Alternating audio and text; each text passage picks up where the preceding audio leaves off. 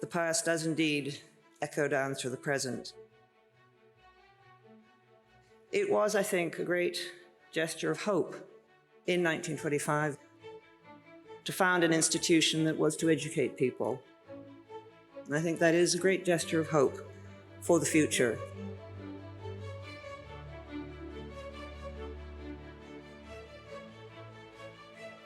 This university will live as a symbol of enlightenment that cannot die. I saw it today as a beam from a lighthouse of learning,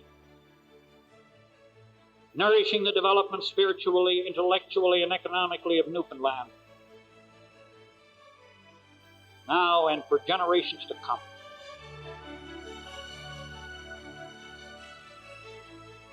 It would be extremely difficult to overestimate the contribution that Memorial has made to every aspect of life in Newfoundland and Labrador. Let us not fall into the trap of taking for granted a memorial that is now so big and so pervasive. Hold it in your mind. Cherish it. It has made us what we are. It will continue to be the dynamo that drives our society.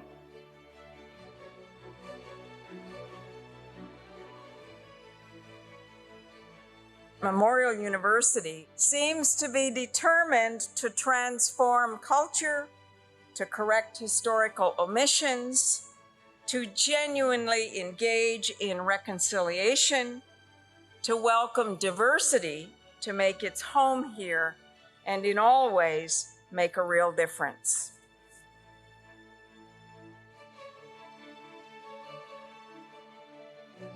It's more than bricks and mortar and teachers and students. It's a place where we can learn, where we can grow, where we can develop, and more importantly, where we can safely dream about the future of Newfoundland and Labrador.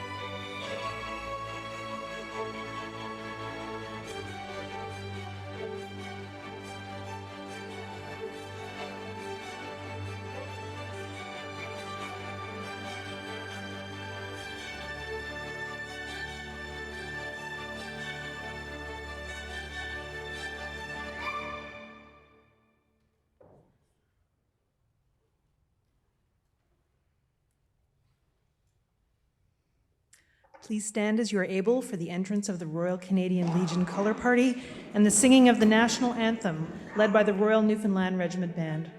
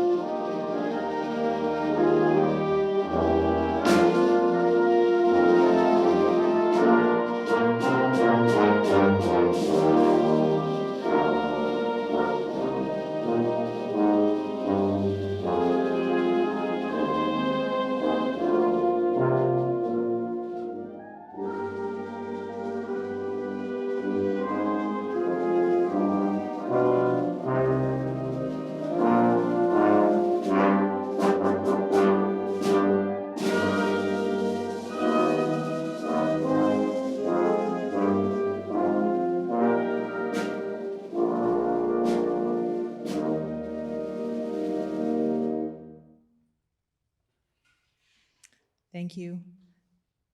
Please be seated.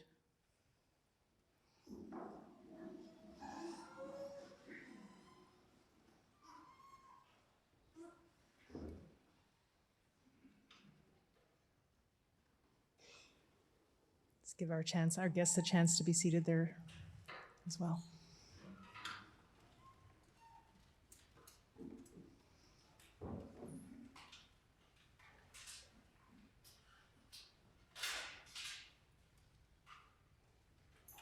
Color ready. Lower, color.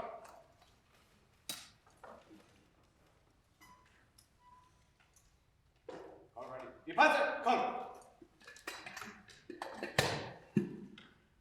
Right turn, then. Color ready. Right turn. Violent, quick, mark.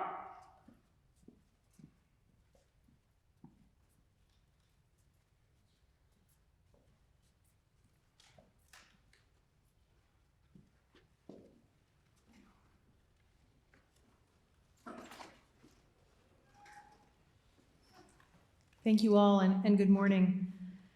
Welcome to the annual Ceremony of Remembrance at the St. John's campus of Memorial University of Newfoundland and Labrador. My name is Dr. Natasha Hurley, Nat, Dean of the Faculty of Humanities and Social Sciences.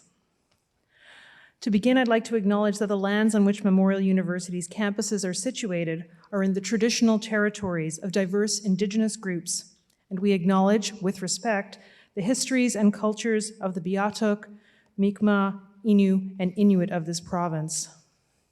As we gather on this solemn occasion, I'd also like to remember that tomorrow, Wednesday, November 8th, marks National Indigenous Veterans Day.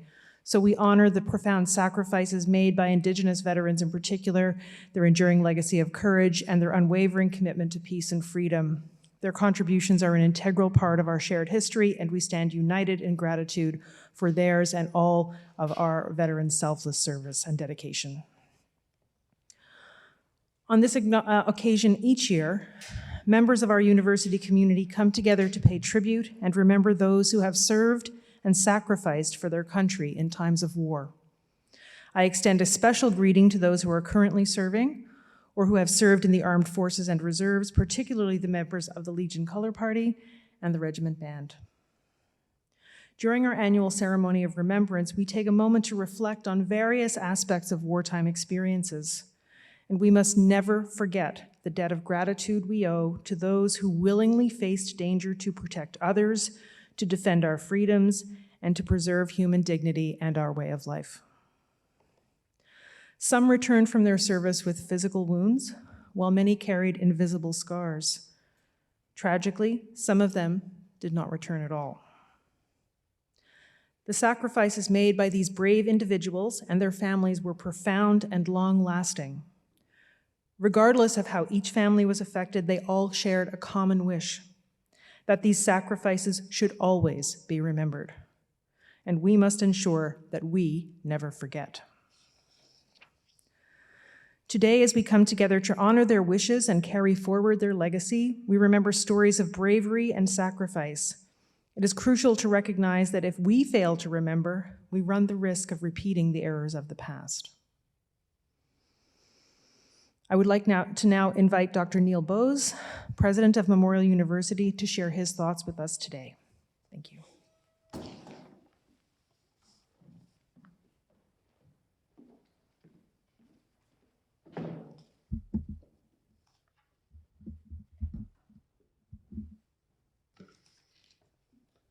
I doubt many of you have heard of William Benson. Maybe if you were from Sunnyside, Trinity Bay, you saw his name engraved on the war memorial there. The town used to be called Bay Bull's Arm, and it was there William was born. The exact date of his birth is unknown, but when he enlisted in 1917, he said he was 18 years old. Think about that for a second. What were you doing at 18? Going to movies, dating, playing sports, trying to be an adult, when you were really still a kid. At 18, I moved from England to Scotland, hitchhiked up and down the country, and started at the University of Glasgow. I left home and was lonely. Memorial University College was established to honour the fallen in the Great War, so that in freedom of learning, their cause and sacrifice might not be forgotten.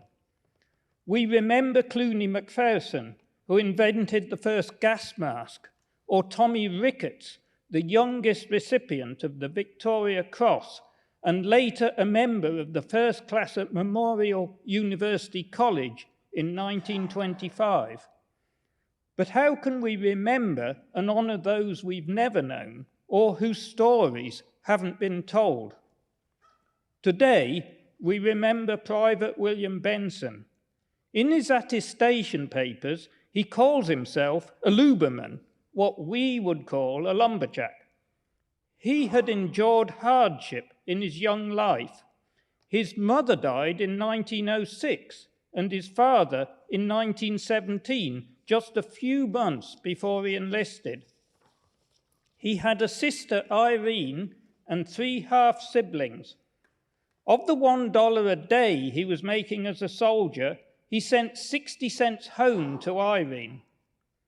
He signed up in November 1917, left St. John's in December, and joined the battlefield in Europe in May 1918. Just before he left England, he sent a letter to Irene saying there was, quote, nothing strange worth relating.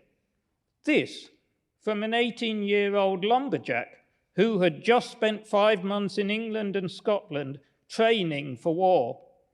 But he did concede that London was, quote, certainly quite large. Fast forward 5 months, and Private Benson was with the regiment in Belgium. There was a general feeling among troops on both sides that the war would soon be over. But it was October 14th, the first day of what came to be called the Battle of Courtrai, and the place which would become the last site of the Trail of the Caribou. That first day was considered another success for the Royal Newfoundland Regiment, but not for 300 casualties and not for Private Benson. He suffered 2 gunshot wounds to his left leg. He wrote a letter to Irene on the 22nd. He told her that he was in a hospital in France, that everything was all right, and that they would soon all be coming home. The closing stages of the war were already in motion. Irene received a telegram on October 25th saying William was seriously ill. A telegram 2 days later reported he was dangerously ill. His gunshot wounds had turned septic. His leg was amputated, but he never recovered, and he died on October 29th. It was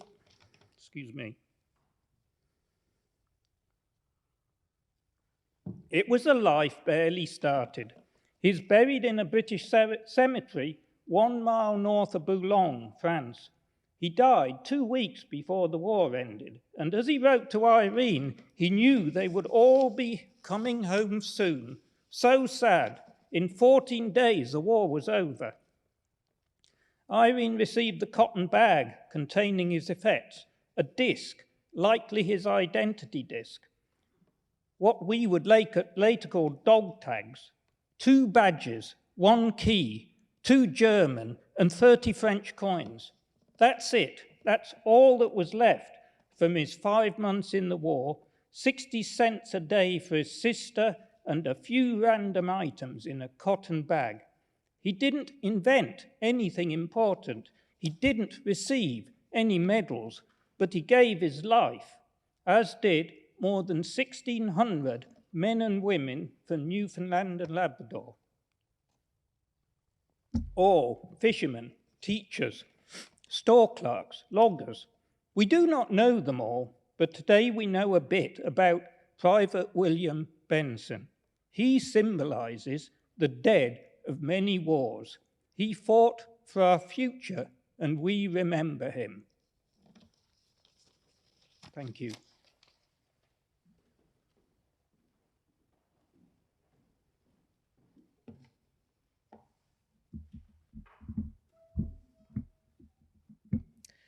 Thank you, Dr. Bose, for honoring and highlighting one of the many selfless heroes that our institution honors and remembers.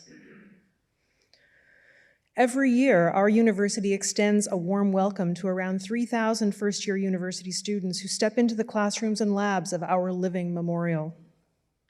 It stands as a tribute to individuals like Private William Benson, who, instead of pursuing an education or an office career, found themselves on a battlefield, maneuvering through trenches instead of hallways, and evading bullets instead of academic challenges. If you were with us at last year's ceremony, you may recall that we embarked on a journey along the Trail of the Caribou, starting with the most recent addition, the Gallipoli Newfoundland Memorial in Turkey, and continuing through France before concluding at the Courtrai Newfoundland Memorial in Belgium. Those 6 caribou statues in Europe are not merely bronze sculptures. They are powerful memorials that symbolize not only the loss of life, but also the remarkable courage displayed by Newfoundlanders serving on the front lines. In addition to these overseas memorials, there are others closer to home. In Corner Brook, on Grenfell campus, the Danger Tree Memorial Site features a bronze sculpture of the iconic Danger Tree, where many members of the Royal Newfoundland Regiment lost their lives during the famed Battle of Beaumont Hamel. The site also includes a sculpture of Private Hugh Walter McWhirter, the first soldier from the Royal Newfoundland Regiment to be killed in combat, as well as a bench dedicated to the 500 volunteers who comprise the Newfoundland Forestry Corps. We will have the opportunity to explore more of this site later. And just up the hill from our current location, we find the Allied Merchant Navy Memorial, situated outside our Marine Institute. From this vantage point, we have a clear view of the St. John's Narrows, a passage through which many merchant seamen sailed to their fateful destinies. Erected in 1997, this memorial honors the 333 merchant Newfoundland seamen, including one woman, who tragically lost their lives during World War II. It has since expanded to include the names of 337 Newfoundlanders who made the ultimate sacrifice while serving with other forces in the Canadian, American, and Royal British Navies during World War II. Moreover, right here, we are in the midst of a living memorial. Memorial University College was established in 1925 as a living tribute to the Newfoundlanders who gave their lives in active service during the First World War. Over nearly a century, this memorial has grown to encompass over 500 acres of education and remembrance spread across 6 campuses on 2 continents. Having discussed some of the memorials both abroad and here on our university campuses, I'm pleased now to introduce Mr. Gary Brown, the official spokesperson for the Royal Canadian Legion Newfoundland and Labrador Command. Mr. Brown has received the Member of the Order of Merit of the Police Forces and is a historian, a researcher, and a published author. He will present a comprehensive overview of the National War Memorial, delving into its history, its current significance, and its future. Mr. Brown.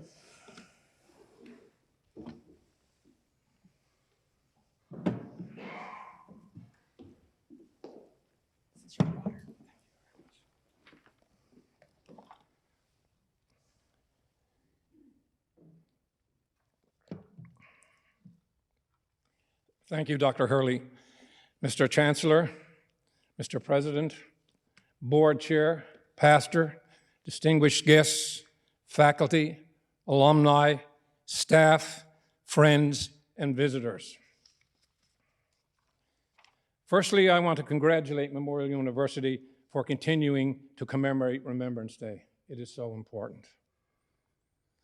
For your general information, the Royal Canadian Legion is an extremely proud, community-based national veterans organization whose mandate is the welfare of Canadian veterans, their families, remembrance, and service to our community and to our country.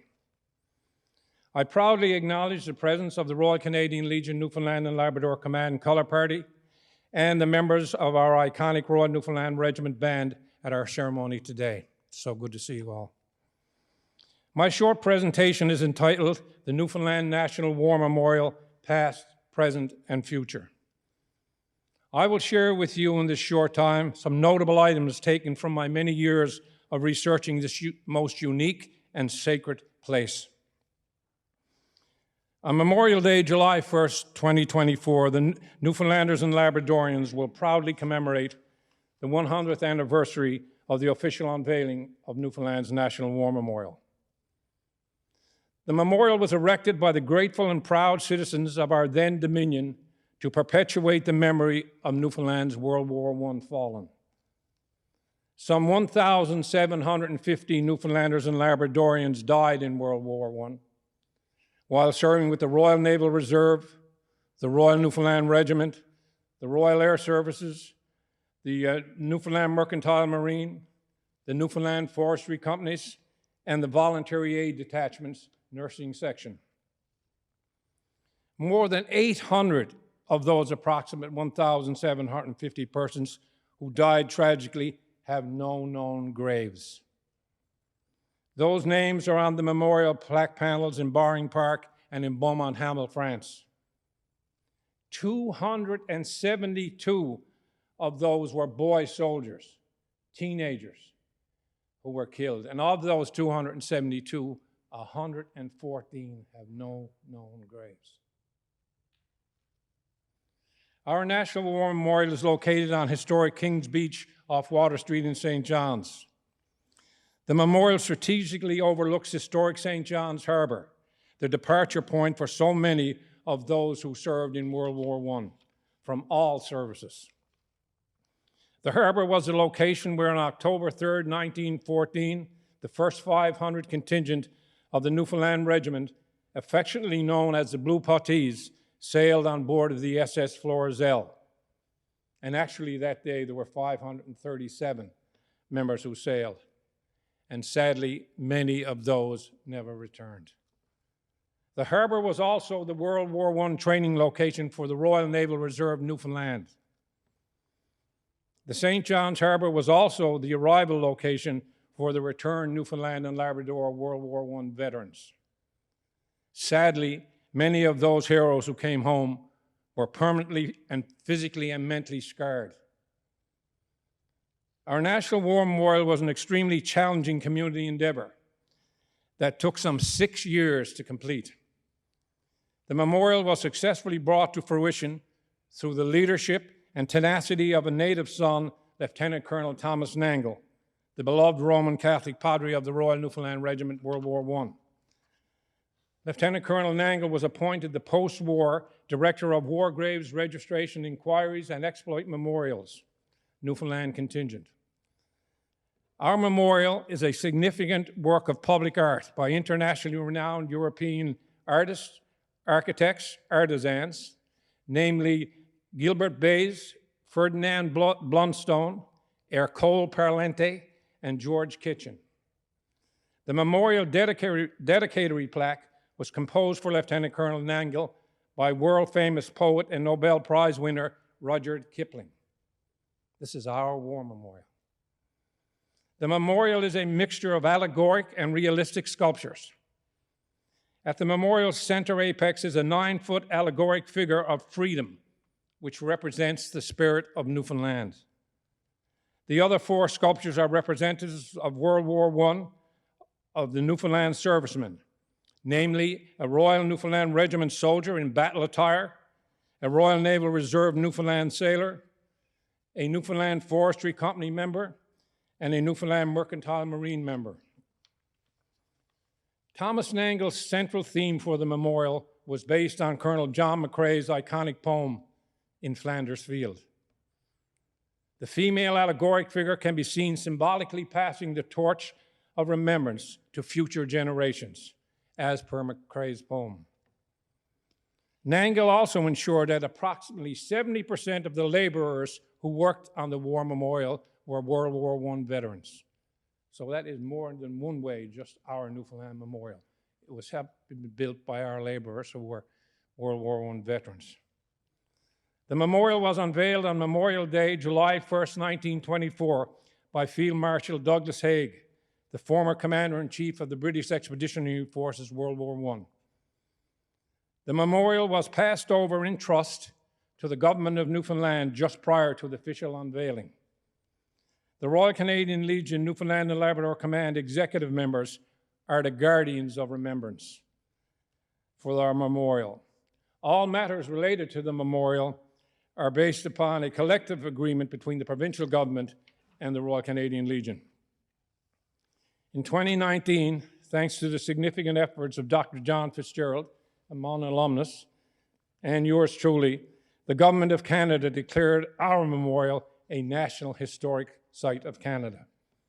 And it declared Lieutenant Colonel Thomas Nangle a National Historic Person.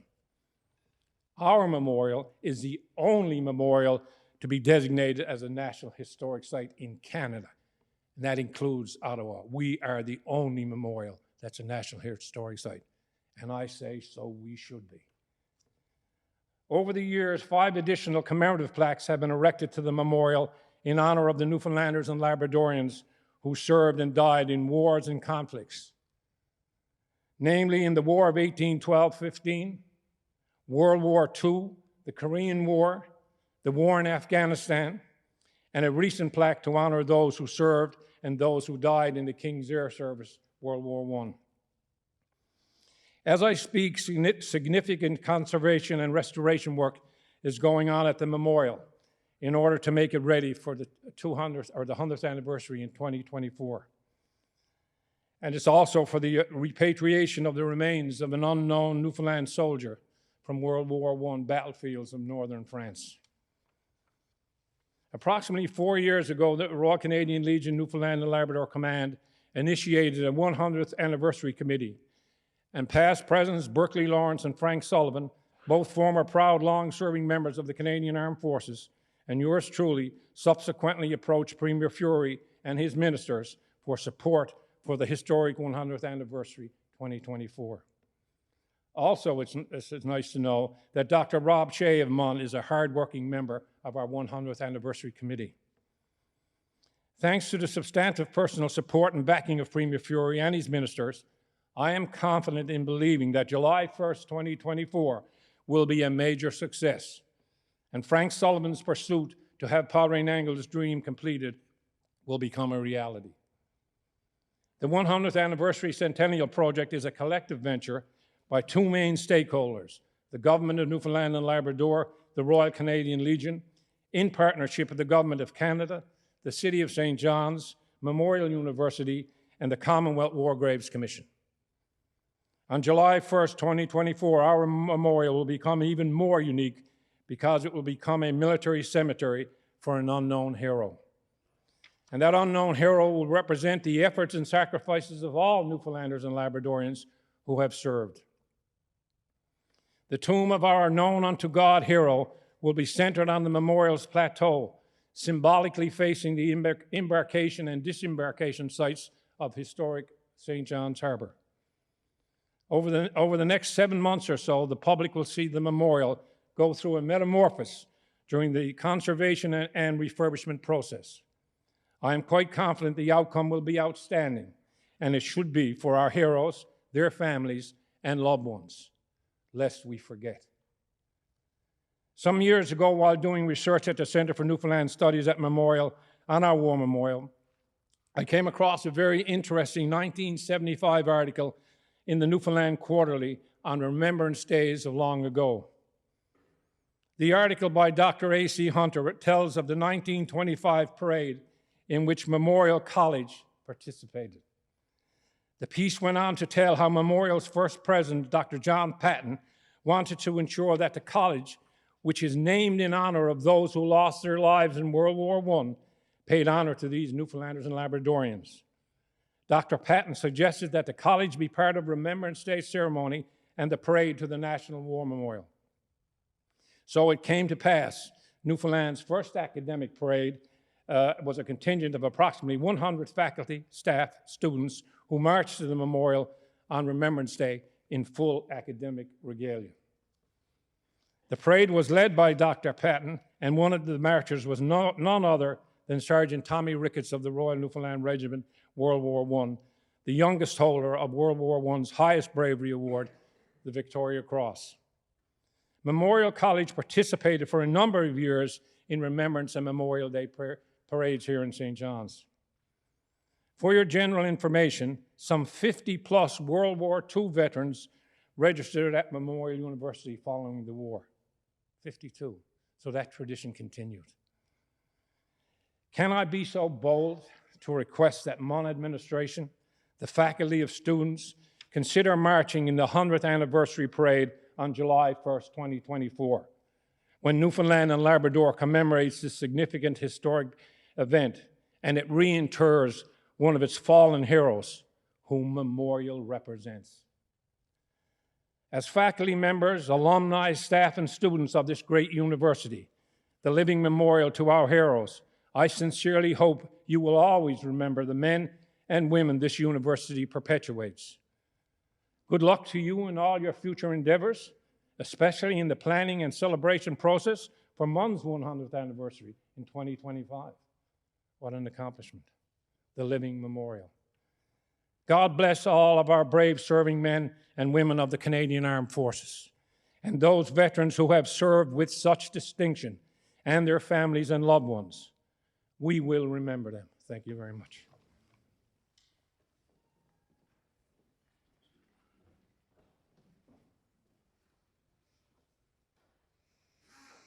Thank you so much, Gary, for guiding us through the rich history of the National War Memorial over the past 100 years. And we also express our heartfelt appreciation for your significant contributions to securing the National Historic Site designation for this hallowed ground. And I would like to reiterate this call to everyone, urging you to participate in the 100th anniversary parade next year and the repatriation of the unknown soldier on July 1st, 2024. It certainly promises to be a meaningful and moving event. I have some regalia in my office that I probably can put on for it.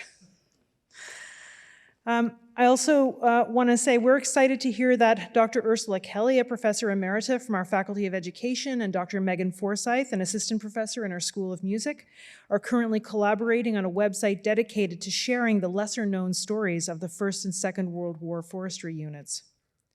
During their research, they've discovered the lyrics to A Soldier's Farewell in a 1917 newspaper, with the only lyrics and a note that it was sung to the tune of Just Before the Battle, Mother. The song was written by Private Arthur C. King of the Newfoundland Forestry Corps.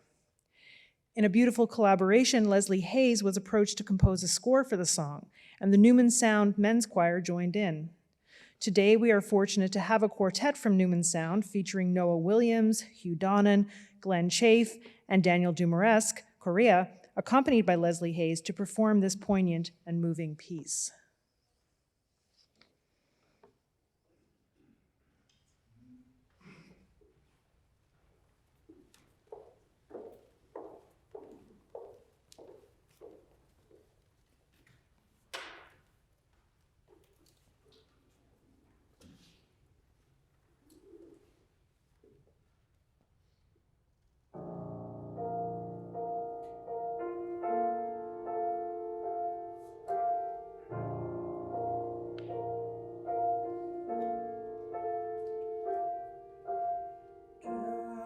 Just before I leave you, Mother,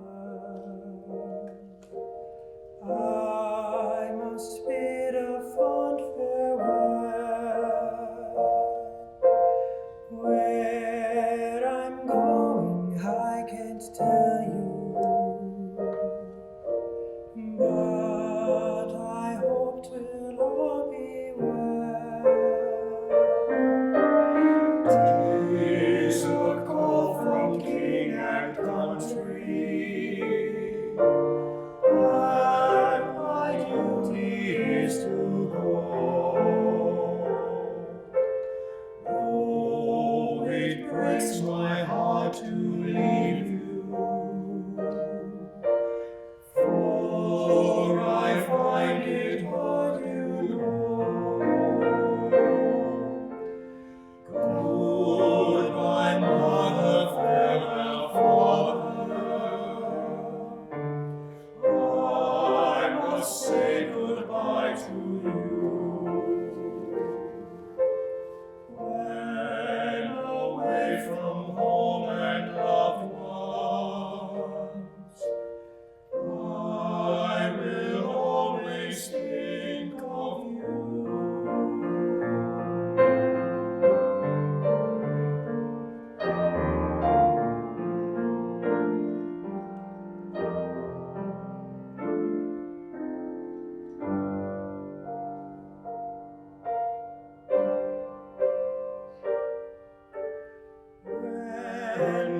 training here is over,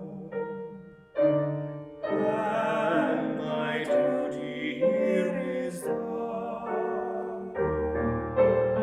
I must leave the dear old homestead for to battle with the when the bugle sounds the falling, I'll be ready for to go. When my king and country call me across to Flanders beg to go.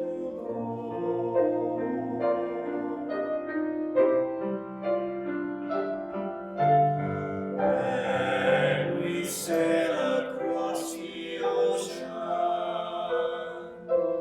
and are tossed about the sea,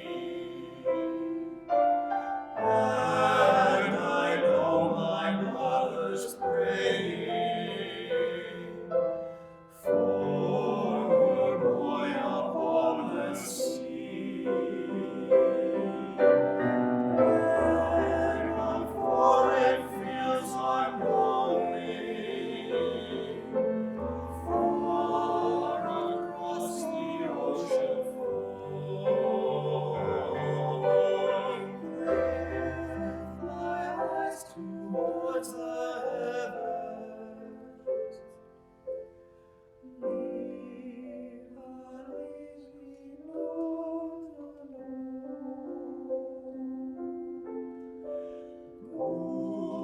Goodbye, mother, farewell, father. I must say goodbye to you. When away from home and loved ones, I will always think of you. I will think of you.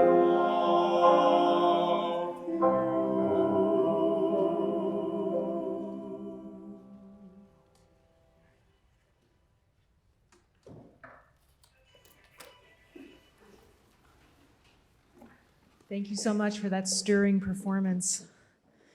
I think we will all have that chorus running through our minds for the rest of the week as we remember those who offered themselves, traveling so far away from home and their loved ones. And this is a moment for us not only to commemorate those who did not come back from the war, but also to pay homage to those who returned as transformed individuals, offering their youth, their trust, and their pre-war lives to safeguard our future, our innocence, and the freedoms we now experience every day. For all those profound sacrifices, we remember. I invite you now to please stand as you are able for the ceremony of remembrance, the playing of the last post, followed by 2 minutes of silence where we will display footage of the Danger Tree Monument at Grenfell campus, the playing of the Reveille by Corporal Katie Thistle, who is also alumni of Marine Institute, and the reading of the Act of Remembrance by Chancellor Earl Ludlow.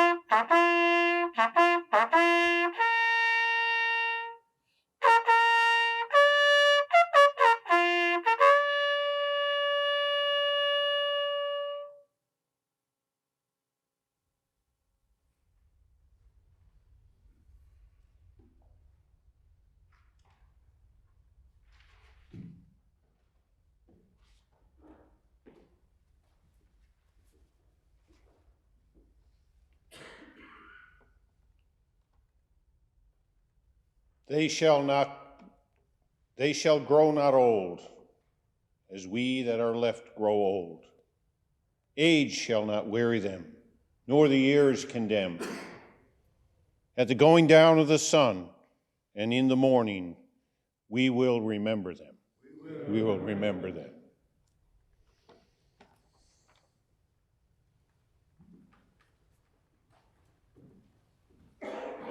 Please remain standing as you are able to recognize the Memorial University alumni who died in the Second World War. Following that, University Chaplain, Pastor Steve Grimes, will follow with a blessing.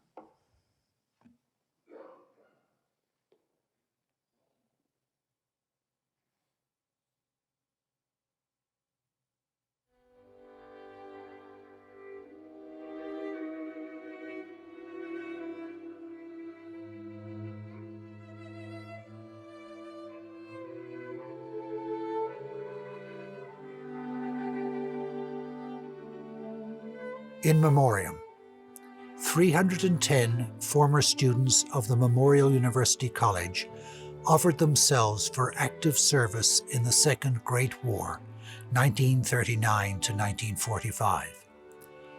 The university holds in special honor the past students who have been reported dead or missing and whose names are here given. David Monroe Baird, Lawrence Bannikin, John Hamilton Barrett, Walter Robert Butt, Herbert Bond Clark, Roy Clark,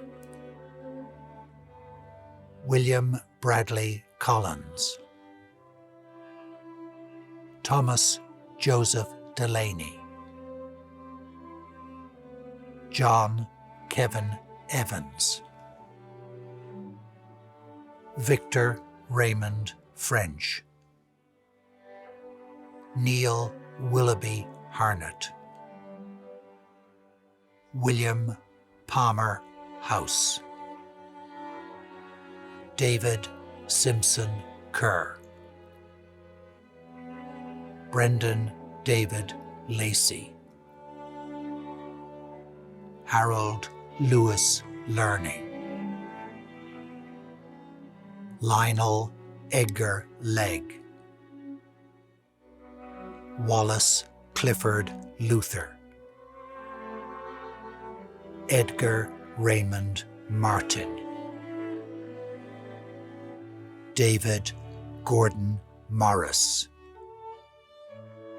Clarence Walter Parsons, Alexander Duncan Saint, Arthur James Sampson, Bernard Thomas Scammell, Francis Smith, Eric Augustus Snow, Charles Henry Stewart, James Robin Stick, Philip Francis Templeman, Harold Baxter Wareham, James Walcott Winter.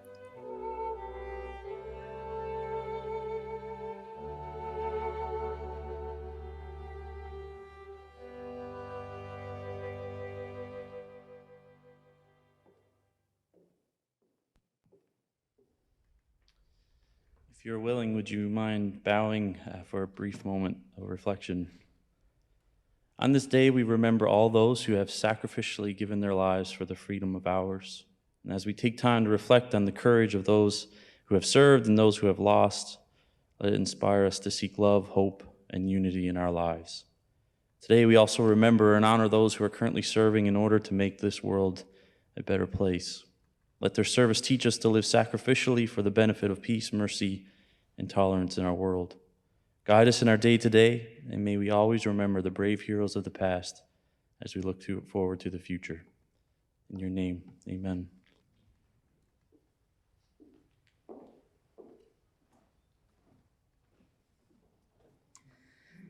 Thank you, Chancellor and Pastor Grimes. Please be seated.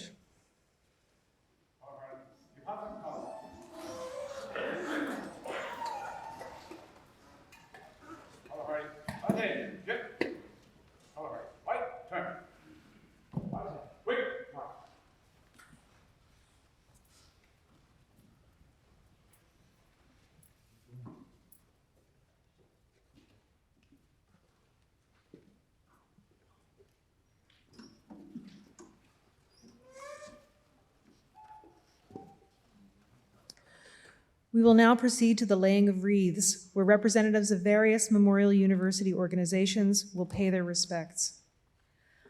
I invite first Dr. Neil Bowes on behalf of Memorial University.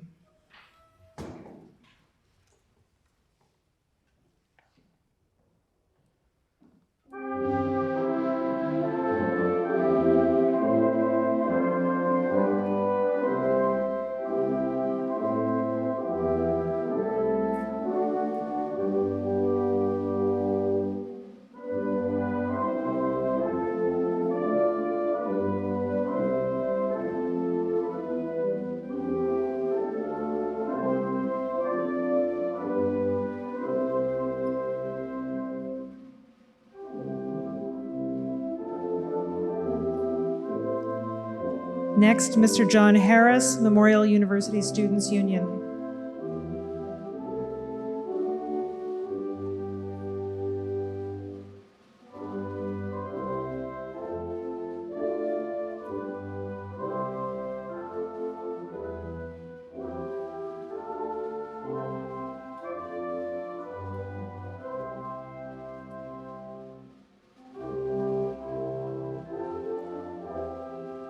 Ms. Sanaz Javanbakht. On behalf of the University Graduate Students' Union.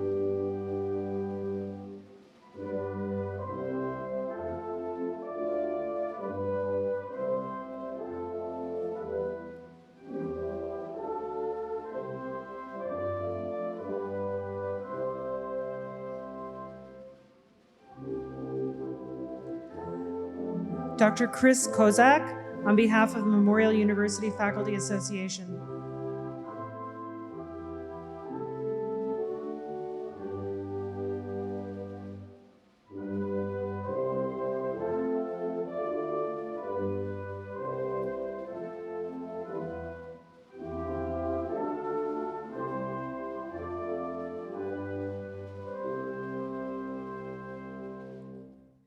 Mr. Gerald Peddle, on behalf of the Newfoundland Association of Public Employees.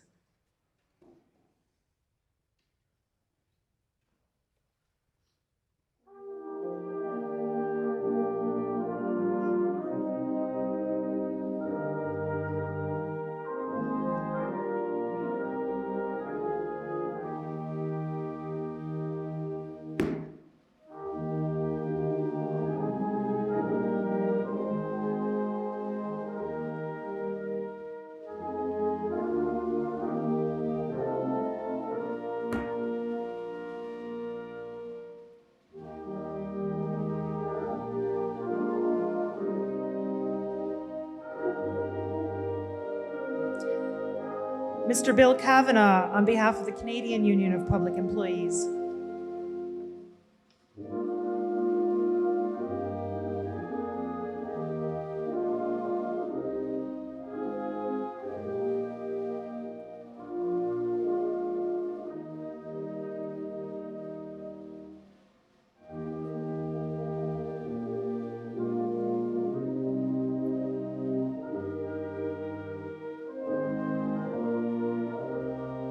Ms. Martha Wells, Lecturers Union of Memorial University, or her representative.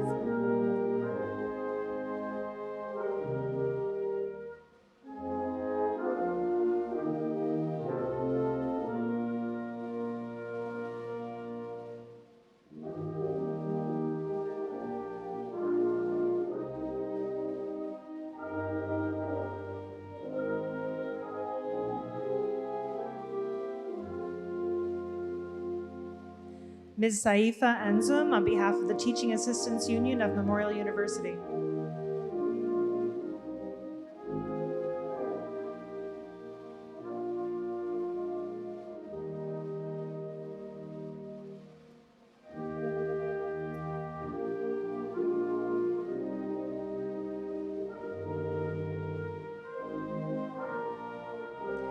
Ms. Sheila Singleton, on behalf of the Memorial University Pensioners Association.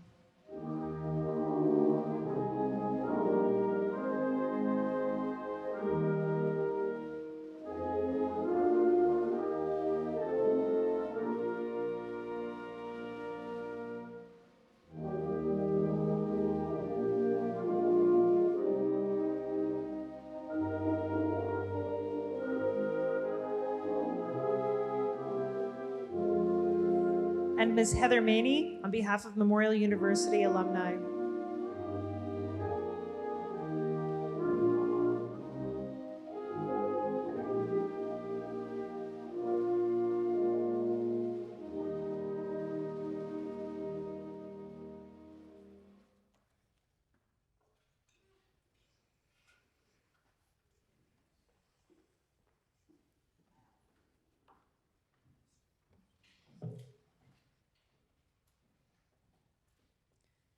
Thank you to all for your gestures of remembrance. I want to take a moment now to remind everyone that the City of St. John's Remembrance Day ceremony, which is typically held at the National War Memorial on November 11th, will have a new location this year. Due to ongoing renovations, this year's ceremony will take place at the Sergeants and Peacekeepers Memorial, situated at the corner of Queens Road and Garrison Hill. Everyone is welcome to attend. Please now stand as you are able for God Save the King and the Ode to Newfoundland. Then please remain standing as you are able as the Royal Canadian Legion Color Party marches off the colors. Thank you to everyone for joining today.